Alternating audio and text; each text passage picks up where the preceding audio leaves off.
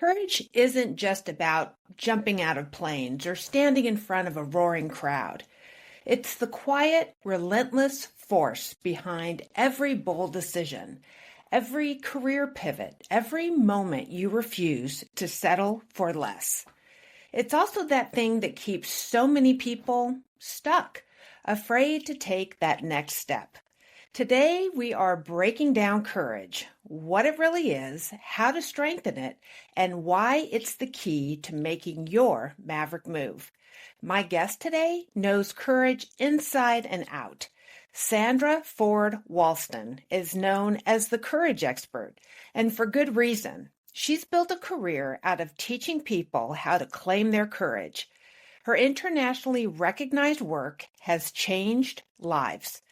But before she became a best-selling author and sought-after coach and trainer, Sandra made bold career shifts every 6 to 8 years, fearlessly reinventing herself over and over again. Her books, including Courage, the Heart and Spirit of Every Woman, have been endorsed by the likes of Marianne Williamson and Jack Canfield, and she's worked with executives, organizations, and individuals worldwide to make courage a daily practice.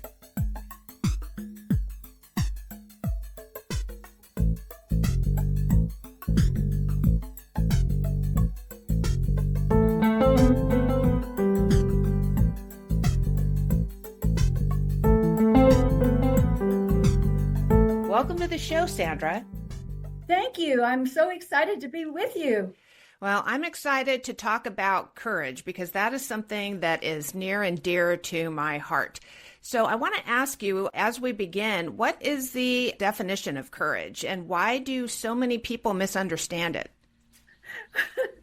Well, what's funny, Gina, is that you just said what the definition is. You said that courage is close to my heart. Well, actually, the etymology of the word courage is medieval Old French courage, meaning heart and spirit. So when you look at what that is how full is your heart with your courage? And why it's so difficult for people is because it's an intangible. If you think about a list of virtues, let's just say passion, grace, they're all abstract. So it makes it very hard for people to accept that the definition of courage is just medieval Old French courage, meaning heart and spirit. And as Aristotle said, courage is the first of the virtues, making all the other virtues possible. When I think about courage, you're right. I think about it coming from my heart, having that determination, having that grace that you talked about, leading with my heart. Yes, exactly. But what begins to happen is that people confuse, it's a human condition, what can I say, in our culture, that believes that courage is the same as bravery. So part of my task for 30 years is to hone in on people accepting that courage is heart and spirit. So instead, they create dualities. So courage and bravery. Bravery is actually physical courage, valor. My fists are up right now. My hands are up, you can see me. Or it has to do with fear, that we're stuck in, it's either courage or fear. And I don't have courage because I have so much fear. And fear is a big part in our culture. And to go back to bravery, I just thought of something that friends will send me articles about courage. And believe it or not, in the first paragraph, they'll mention the word courage. And then in the second sentence, it'll be bravery. They are not synonymous terms. Many times it's just the duality that we're stuck in about what courage is. If people are kind of stuck thinking that, well, I have to be brave in order to have courage, you really don't. You just have to have the heart. And I'm assuming the heart needs to believe in what you're doing in order for you to have courage. Yes, the heart needs to know that you are standing in your true self, who you really are, not turning a blind eye to something else and saying and pretending like, oh, well, this is okay, or swallowing your voice. Swallowing your voice is a big one. What would you say is the biggest internal and external barriers that keep people from stepping into their courage? Well, lack of self-discipline. And I find that's a big one on many venues, lack of self-discipline. stuck in status quo. We're just doing the same thing over and over again, not looking at what has centered, what would be our true self. I'm going to go back to that true self, not standing in our true self, constant judgments that we have going on. I mean, the ego controls most of us.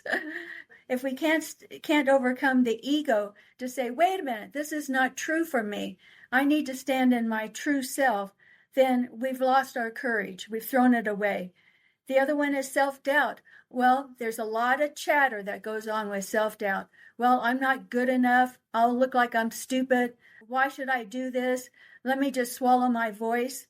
So a lot of times it's the self-doubt. It's that chatter that we have going on in our head, the ego, that's undermining us from standing in our courage and declaring, and that's a powerful word, declaring that I do have courage. And on top of that, Gina, I found that linguistics is a part of our human condition, that we don't really have the tools in which to speak in a linguistic manner. And as a coach, a big part of my studying to be a coach, certified coach, is linguistic skills. So what do I mean by that? What would be an example that the listeners could take away? So if I find that I'm just not feeling like I know the answer to something, or I'm going to look stupid, I will say, this takes a lot of courage for me to share that I don't really know what this topic means, whatever it may be. So this takes a lot of courage for me to share blah, blah, blah. And that sets the tone. So that's a hard skill. That's not an intangible. That's me speaking up with courage in my voice, with a linguistic skill that can help me stay centered in my courage. Does that make sense, Gina? No, it does. But you talk a lot about standing in your true self. What do people look like when they're standing in their true self? Well, they're not swallowing their voice. So speaking up is a big part of standing in your true self. You don't want to live your life where the outcome is filled with regrets. I'm an 11th hour hospice volunteer for over 14 years, and I can tell you, Gina, that what I see of people selling their soul, which would be lost courage, having regrets about their life, is very prevalent. So, you want to be able to stand in your true self so that you don't have regrets, you don't have resentments, you don't have any of those negative feelings in your heart, in your spirit, to take you down on your last breath that you might have. In essence, if we say to ourselves after the fact, oh, I wish I would have said this, or I wish I would have said that, then that's sort of telling us that we need to be using our voice better. We need to have the courage to say what we mean. Yes, and that dovetails into what I was trying to give as an example. People at all levels generally will say, Sandra, I don't have the linguistic skills that you have. And so that's why I said one example is, this takes a lot of courage for me to share this with you. But Gina, I don't know, I don't understand what that question is, or whatever it may be, or I don't understand that formula.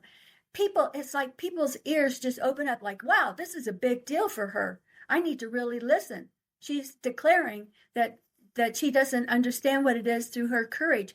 And so that shows vulnerability. Or I'll say, this takes a lot of courage for me to be vulnerable. What is the importance of being vulnerable when it comes to courage? Well, you're standing in your true self. Mm-hmm.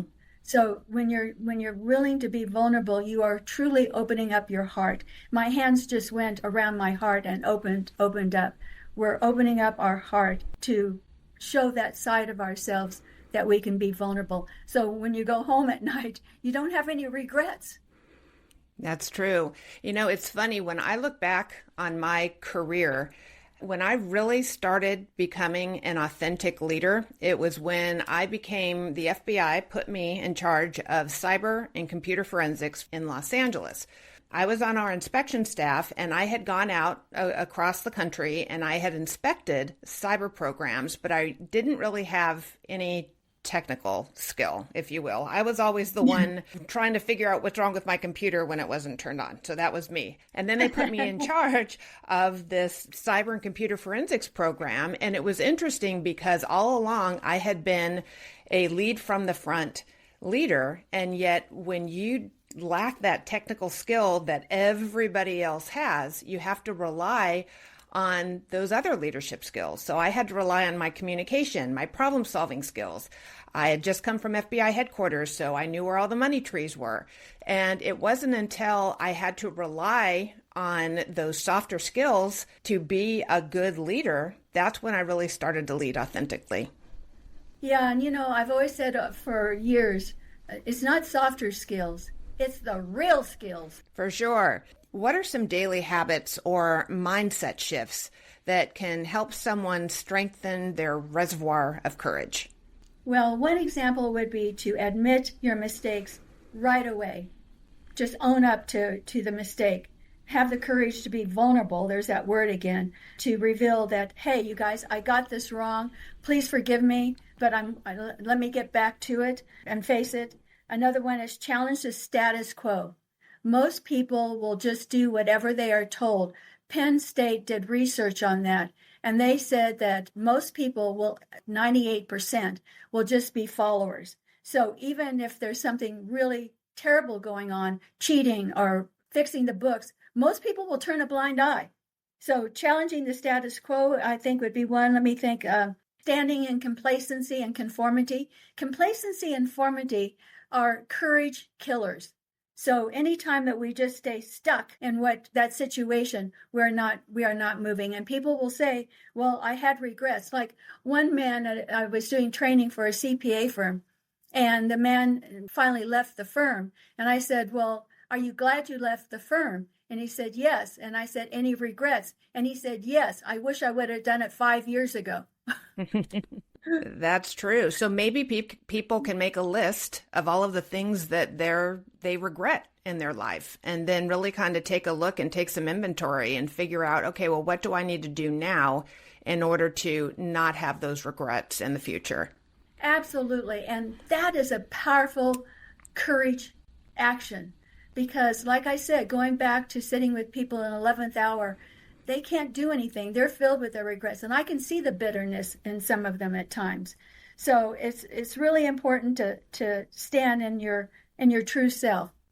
One of my favorite quotes is by Anais Nin. Says, "And the day came when the risk to remain tight in a bud was more painful than the risk it took to blossom." What does that mean to you?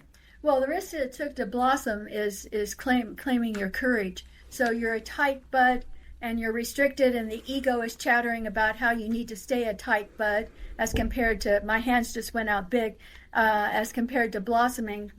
Blossoming would be coming to your true self. So I would ask, how often do you display everyday courage? I mean, courage is not like the sensational, the amazing, the tragic, the scandalous, or glamorizing the superficial. No, that's not what courage is about, but that's what our culture tries to sell to us as to what courage is. So we're looking at how I can stand in my true self in everyday courage, not something that's like, wow, I did this or I did that, or something big, or I saved a drowning child. That would be physical courage. But how do I display everyday courage? For example, if we're at work, how often do I speak up in my true self? And that goes back to what I just said a little earlier, which is so critical. It's the lack of linguistic skills that function around courage speaking. Standing in your true self and saying the word courage.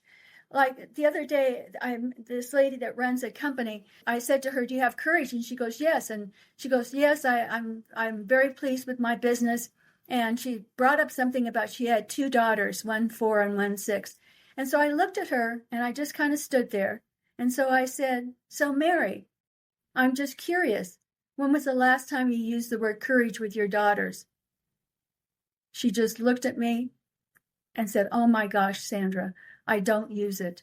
So that's where it starts. It's simple. We talk a lot about making maverick moves on this podcast because that's the name of it, Making Maverick Moves. And if someone is sitting on the edge of making their maverick move, and, we talk about maverick moves in different ways. Maverick moves can be a big leap, or it can be one of the many steps that allow us to make that big leap. So for anyone listening, if they're feeling stuck, what's the first step that they should take? Stop. Stop and reflect. Reflect on what level their reservoir of courage is in, so that they can begin to discern, why are they stuck in this, making this maverick move. Probably it's an old story. It's an old chatter story that keeps them stuck. For example, I have a successful architect coaching client, and we were able to dig out that through his whole life, he has been attached to a phrase called painfully shy. I'm not as successful as I could be, Sandra, because I'm just painfully shy. I'm an introvert, and I just have a hard time speaking up. So those speaking up linguistic suggestions that I had is something that he now uses. Another example would be being stuck on automatic. We all have a human condition. Let's admit it. We all know, if it's around fear or the chatter of why I can't make this maverick move, we're stuck on automatic. And so finding out why we are stuck in the maverick move is one of the first things, and that's internal. So a lot of what my work is grounding abstracts into concretes. Being stuck in automatic is a big one. So if we think about automatic, I always think about how your wings may have been clipped while you were growing up. Painfully shy. He brought it back to his childhood, that he's always been attached to that. But if you think about how your wings have been clipped while you were growing up, they can be mended when you take on and claim your courage in your heart, so that you have a full reservoir of courage in your heart in which to draw from. And simply start using the word. Start saying the word. Like when that lady looked at me blank and said, "Oh my gosh, Sandra, I do not use the word with my daughters." That would be one of the first steps. What is that mind shift that we need to take so that we're not on automatic, or we're not in procrastination mode, so we can turn that hesitation into momentum? So I'm going to give a phrase, and I say this phrase when I'm doing training or whatever I may be speaking, I may be doing, is I'll have people say this with me right now. And I'm going to say it, and then we'll say it again. I am unwilling to sell my soul. I am unwilling to sell my soul. That's what changes the shift, because selling your soul means you threw away your courage. So your reservoir of courage is going to be minimal for you to draw on. So selling your soul, that means not using your voice. Selling your soul means maintaining that status quo. Selling your soul means not taking the steps that you need to take for yourself. Right. The unwillingness to be vulnerable, the unwillingness to step up and declare. And that's a really powerful linguistic word, declare. I have the phrase DCI, a declaration of courageous intention. What is your courageous intention? The courage and courage actions more into the concrete. It's interesting when you talk about vulnerability, men don't like to be vulnerable. If you're a woman, especially if you're a woman in a male-dominated workplace, that's the last thing you want to be, is vulnerable. At least that's what I thought in the beginning of my career. But at the end of my career, I found that, again, that vulnerability made me a better leader. Oh, so glad to hear that, Gina. Absolutely. Vulnerability is a precious tool. And once again, the way I handle the vulnerability is I will say, linguistically speaking, that this takes a lot of courage for me to be vulnerable and share with you, blah, blah, blah. When you put that kind of linguistics on the table, like I said before, people's ears just open up and say, they give you a break. Wow, this is a big deal for her. We need to really listen to this. Usually people will come to say, I admire, Sandra, that you had the courage to say that. I mean, they detect it. I hate to say that out of the 30 years of research, that speaking up would be the most important, but I kind of feel that way, because when we swallow our voice, we sell our soul. Yeah. Well, in your book, I found it interesting, the statistic, because you went out and you spoke to all of these people, and tell us the statistic as how many people felt that they had courage and were living a life with courage, and how many people didn't. Only about 10% felt that they had. What's interesting is the other night I was out with some friends, And the waitress was a young woman, and we started chatting. And she said she was from Los Angeles, and I said, well, I'm from Los Angeles. Something came up about what she was doing, and so I did my usual kind of sat back and said, so I'm just curious, do you have courage? And she immediately just straightened up even more and said, yes. And I was like blown out, because that's rarely ever the response. It's usually something like this. Well, you know, I'm sure at times that I've had courage, but this woman said yes right out of the gate. She wasn't intimidated. She wasn't being bold. She was just really clear that she had courage and said yes. Yes is a powerful word to accept that you have courage. I agree. Do you think it's what you see in growing up where, you see people taking those risks? And also, I think a lot of times we don't give ourselves credit for the courageous things that we do in any given day. I mean, if you go back and look at your day, think of all of the things where, you had the courage to help someone. You had the courage to step out of line and do something else, I mean, I don't think we give ourselves the credit for the courage. And maybe that's where we need to start in order to be able to push past that analysis paralysis.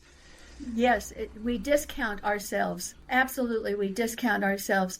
When you talk about the speaking up, I had somebody ask me the other day, what would be the highest integral level of courage consciousness? So, because that's what we're talking about is our courage consciousness. And I came up with where courage meets grace. Grace would be on the list of virtues. And if you can have where courage meets grace, representing the highest level of courage consciousness, that means that you are leaving an indelible mark on someone else's heart, which is what you just said, Gina.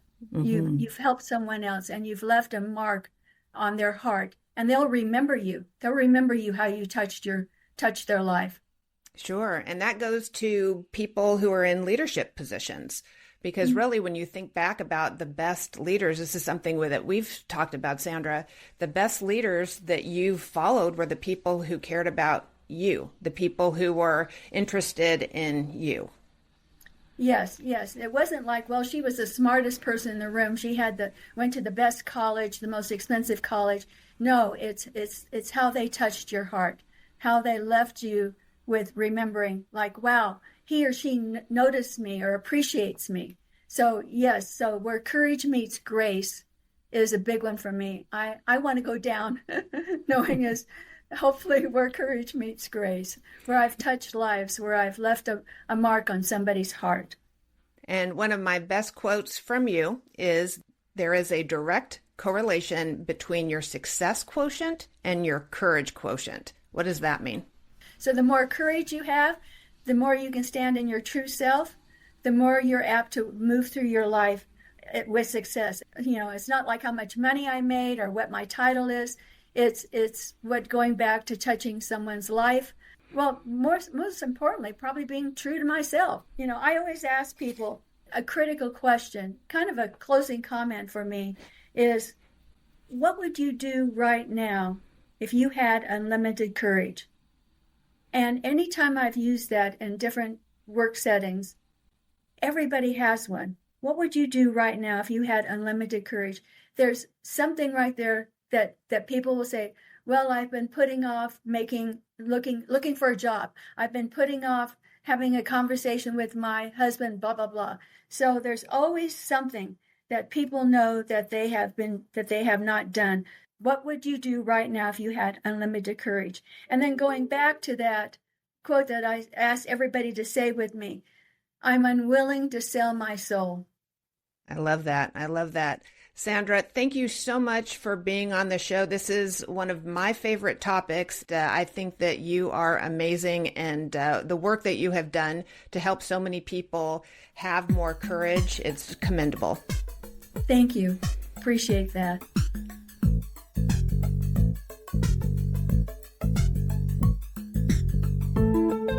Making Maverick Moves with Gina L. Osborne is produced and edited by Lisa Osborne. Theme music, Maverick Heart, is by retired IRS Criminal Investigative Attaché Clarissa Balmaceda. Connect with us on social media through GinaLOsborne.com/Making Maverick Moves. And don't miss an episode. Subscribe to Making Maverick Moves wherever you get your podcasts.